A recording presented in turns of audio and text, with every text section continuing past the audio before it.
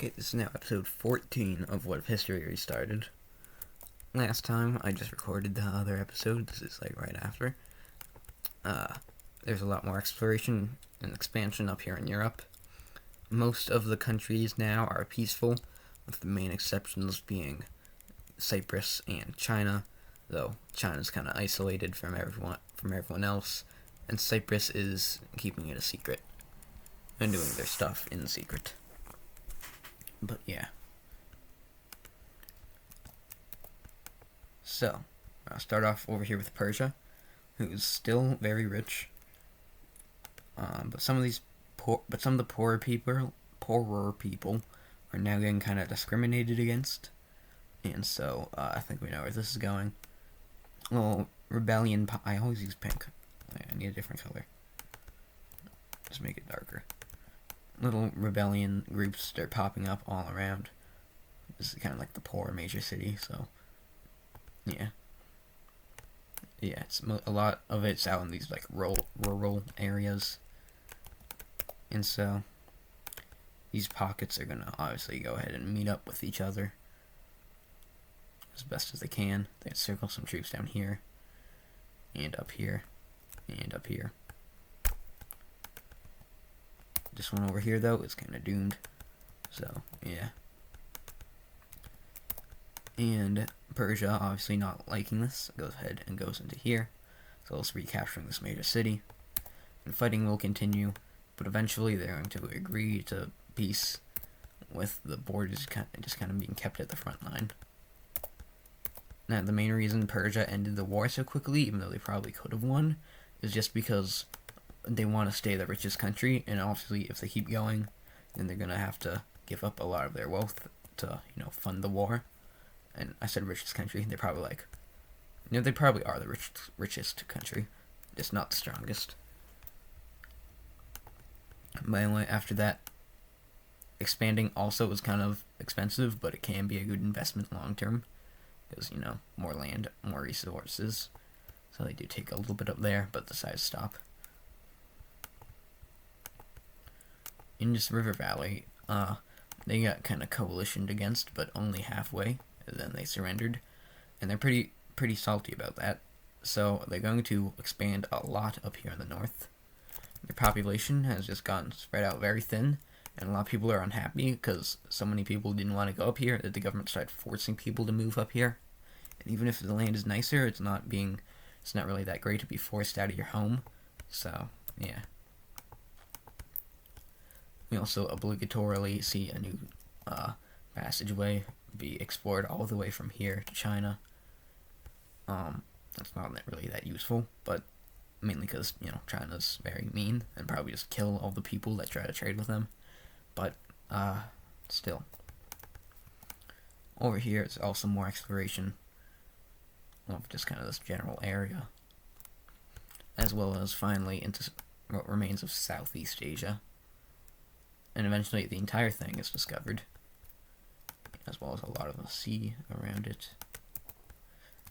And we see what's here and unclaimed grows and becomes a new country.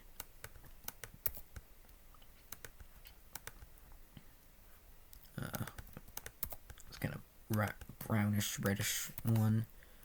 Pretty big. There's actually a decent amount of people here, though, because there's a lot of explorers. And a lot of people who are unhappy with China, because there is a lot of those, are going to be trying to migrate down here.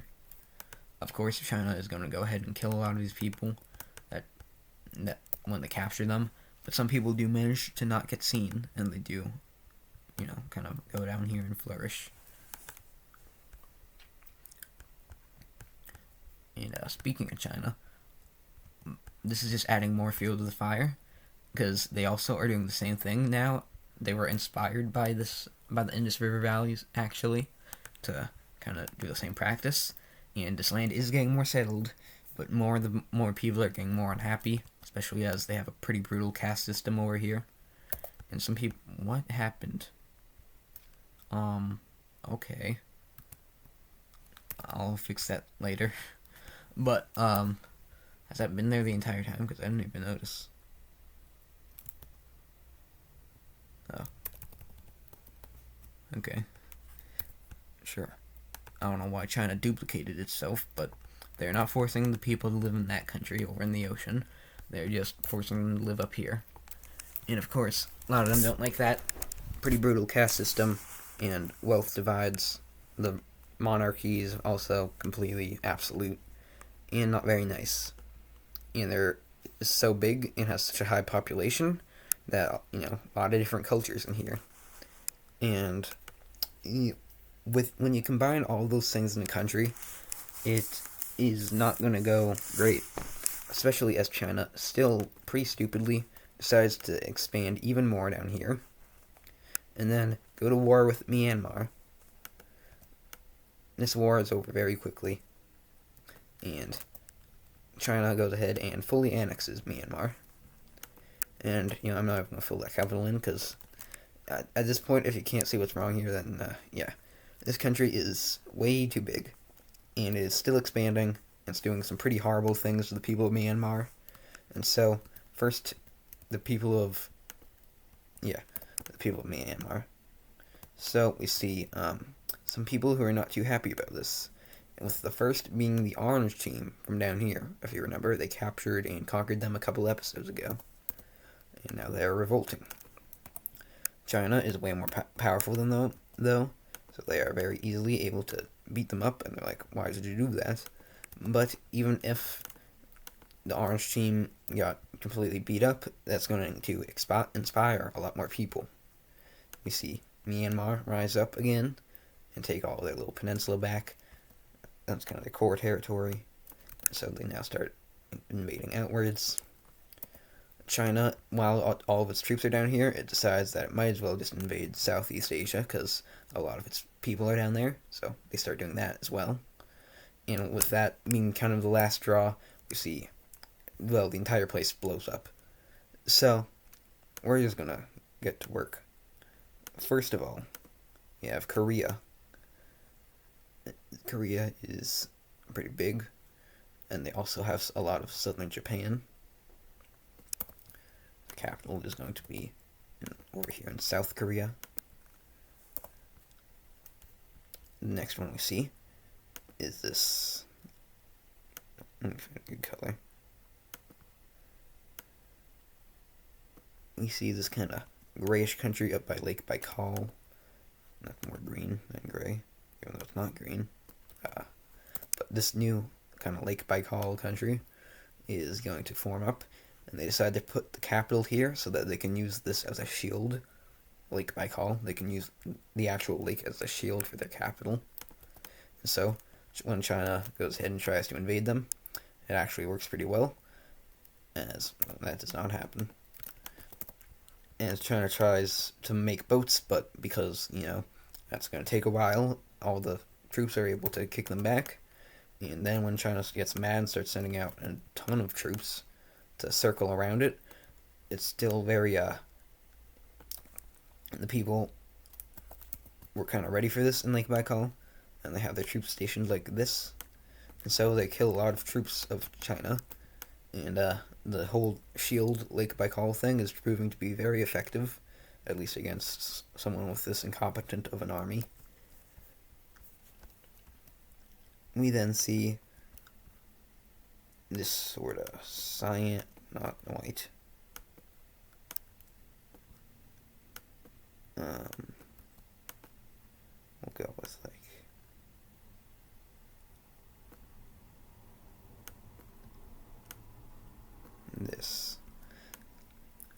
this sort of cyanish country. I might change this color, I don't really like it. Is going to expand after putting its capital over here on this peninsula. I want it to be more green. But not that green. Yeah, sure. So yeah, this country now forms up here.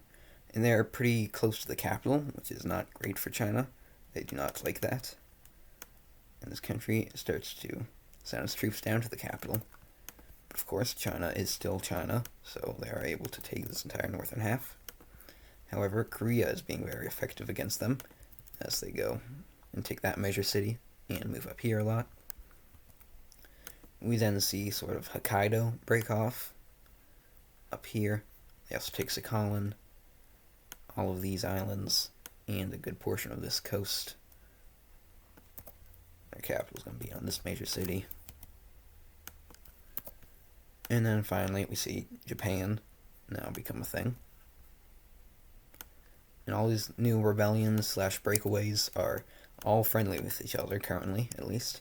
So, yeah.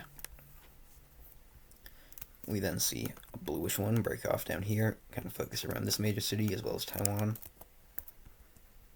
And now as China has to spread its troops all over here, a lot of these troops are also kind of, well, first of all, a lot of these troops are not doing great because of how spread out they are, and because a lot of them got killed by a number of countries at this point. But also, some of these troops are now even starting to turn on their own country. And so China loses like all of its gains in these breakaways. And then we see the troop country, that's just what I'll call it, over here in kind of like northern Vietnam. Basically all the troops consolidate over here. I mean, a lot of the troops go to like live in one of the breakaways and then, you know, help them out. But like a good half of the rebelling military, which is probably like a good half of China's total military, forms, so this is a quarter of China's military right here, forming their own nation to go against China. And the other half, and then another quarter of China's military have betrayed them and joined these breakaways. We then see this people who were originally part of Myanmar. They still kind of like Myanmar. They're still the same people, but they kind of want to be their own thing for once. So we do that. And so go ahead and start going to town. Southeast Asia also takes a pretty considerable amount of land. Same sort of situation happens over here with Bangladesh. These people are still like Myanmarese, I guess. I don't know what the denonym is for Myanmar. But they still just kind of want to try out their being independent. So they do that. This country is doing very great with how powerful they are. The orange team is taking a considerable portion of the south. What China owns of the that's too close to China's color. What China owns of the Philippines is also breaking away.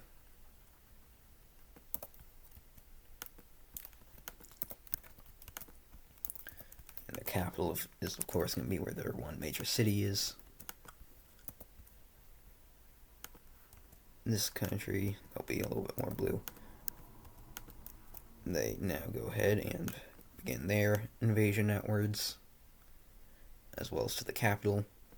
We also see Korean, Japanese, and Hokkaidian troops land over here, as now the capital is completely surrounded. With that, China starts focusing a lot of their military over here, which allows for these guys to, you know, move up here. We see this sort of very dark green country over here break off. Capital's right there. And their color is like this. And they start expanding outwards, meet up with them, cutting China in half.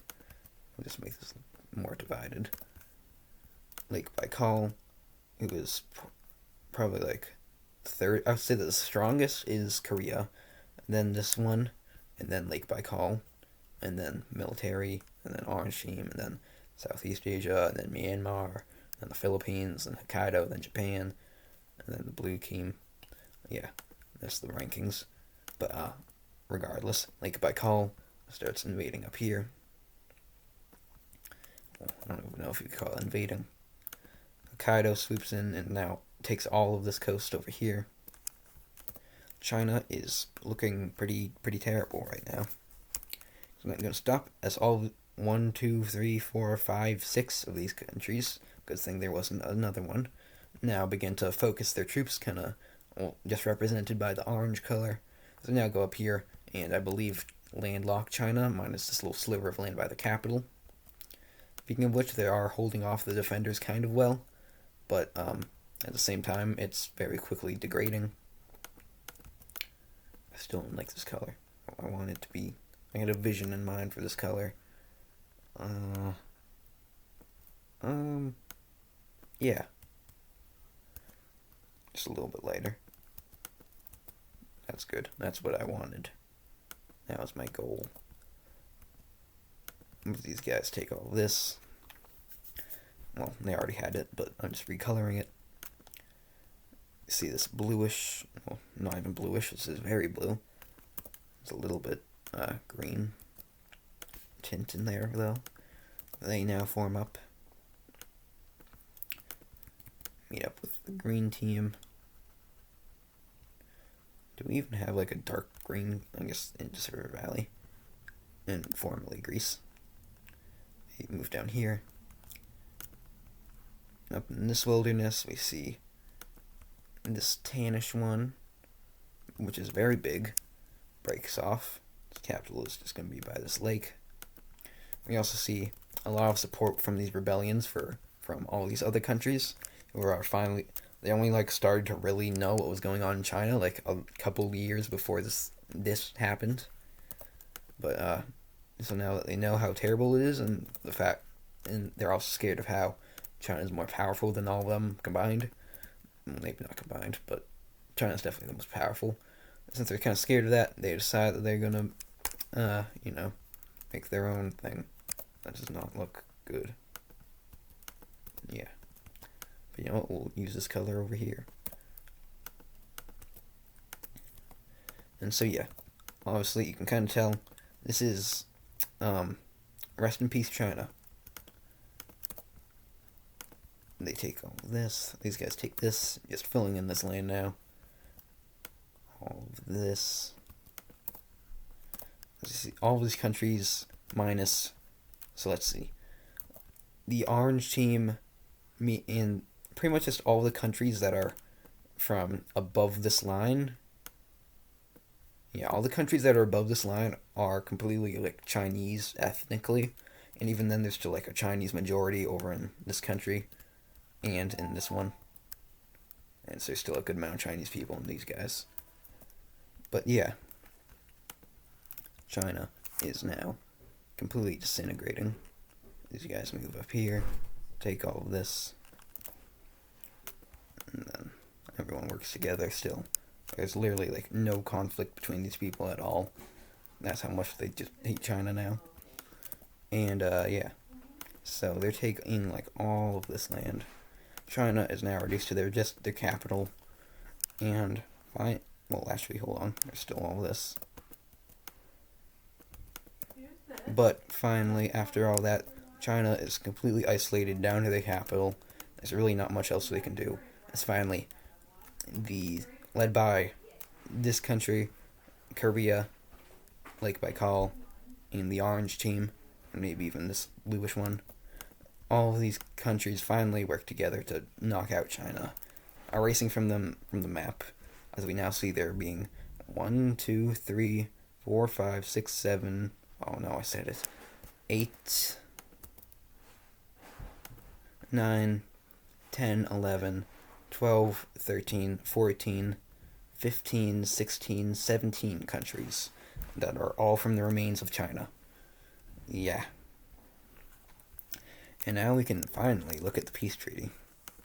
It's just going to be pretty straightforward. Every country, for the most part, is just going to get the land that they took. One of the exceptions down here is the green team, because they're actually kind of weak. Meanwhile, this teal one is very strong, so they're going to get a lot of this land.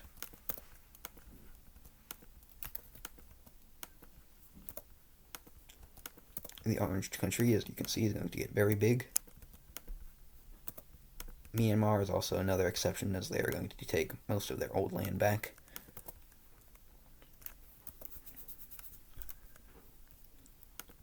Blue team gets this. The capital area is a little contested, but eventually it's kind of just agreed to split it in thirds between. This is probably going to be what I call China from now on. So, yeah, but split between China, Korea, and blue team. That's the best I can come up with.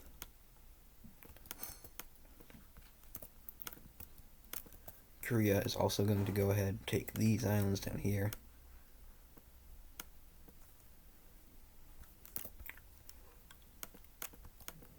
Nope. And this country takes this. Pretty close in color to Lake Baikal, so I'll just do that.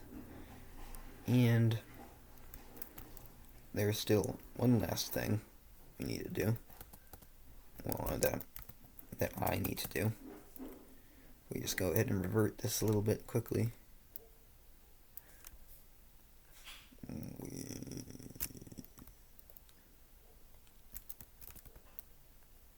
We're going China, the original China, is still going to exist, surprisingly. Mostly because of how much land there is here. They really can't, I feel like they really can't, go without it existing. So we're going to see new, well, it's not even new, it's still the same old government, just with a different dynasty, so I guess that technically is new. But this is now China. They are completely shifted over from where the capital was. That's because they don't want them, consolidating power over here again, because this is a very big, important city. So yeah, the new China is still decently strong, but not really that strong, and specifically positioned up here because it's in between New China and Korea, and these are the two strongest countries of the rebellion probably. So since it's right smack dab in between them, if it were ever to act up again, then it would just get curb stomped by these two. But yeah, it still does exist. And so yeah, I guess that bumps up the total to 18. There's now 18 Chinese countries. Really. I mean, technically you could say it's like minus 4, so technically 14. But still, yeah. Pretty crazy. And this isn't like a power rankings, this is just for these 18 countries. So we're going to say Korea's number 1, then New China, orange team. Hold on. Orange team, old China, blue team, Hokkaido, Japan, no, Lake Baikal, Hokkaido, Japan, this vast one, green team, Myanmar, Vietnam, I guess, Southeast Asia, Philippines, blue team, this little peninsula one down here, this guy, and finally Bangladesh is the weakest. So yeah, we can now see this thing that got explored recently is actually going to be useful now, since all these countries, minus, old China, are actually friendly, so they're happy to expand, trade. They are also happy to expand, I guess. Also, I know I said this was split in thirds, and it is, but it looks kind of weird on the map, so I don't know if I should do like this. I'll probably just leave it like this. We're going to say, though, that Korea goes ahead and buys off this land from the blue team, so now it's just under joint control of these two. As you can kind of see, are kind of running things around this new group of Chinese countries. But anyway, this trade route is now going to become pretty major. Cyprus, the Mediterranean is still the most important area for trade, but this is now pretty important too. But anyway, with that we're going to look at another place that got balkanized recently, which is Oman. So we're going to see this country get obliterated, followed by this one. Oh, I didn't even obliterate it. We then see original Oman take some land, but then they get not fully annexed, but they get taken some of their land back from this country. But they have some of their land taken from this one. You also take some land from this guy. And this purplish one expands out here. this one gets partitioned. That's the word.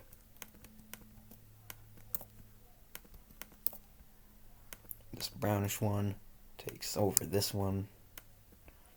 Maybe they unite. Nah, brownish one takes it over. This one takes some land. And yeah, Oman is a mess.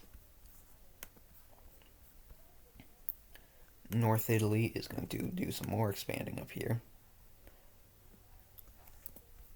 Gibraltar has been kind of like, they haven't been declining in power, but they really haven't been increasing either. So if we were to do power rankings, they'd actually have gone down by a little bit. But anyway, we see this country move up here. We also see a lot more exploration in Britain, going all the way up to here. Ireland is not found just yet, though. But we do see another English country. The first one to be like fully English is here, because this one's part of Brittany.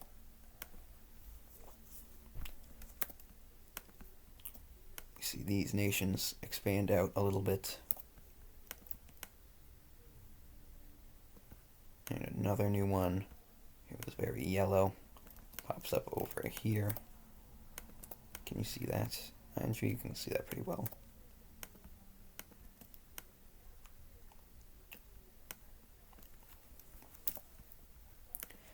But yeah.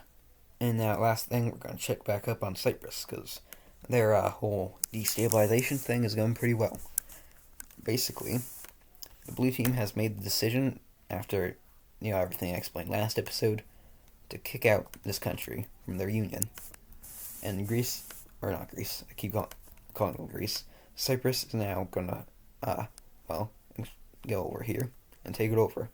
Now, every other country is kind of like, that's not cool, but the blue team is fine with it because they hate these people.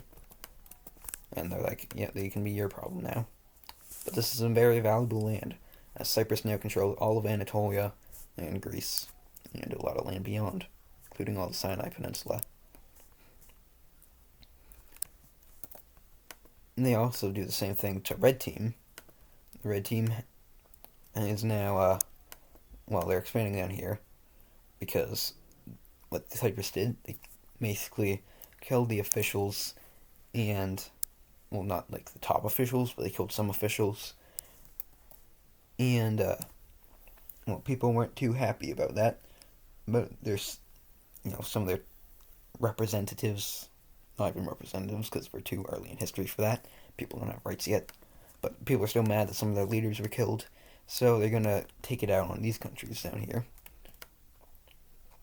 And, that's maybe not the greatest idea, because Cyprus is going to go ahead and start invading over here.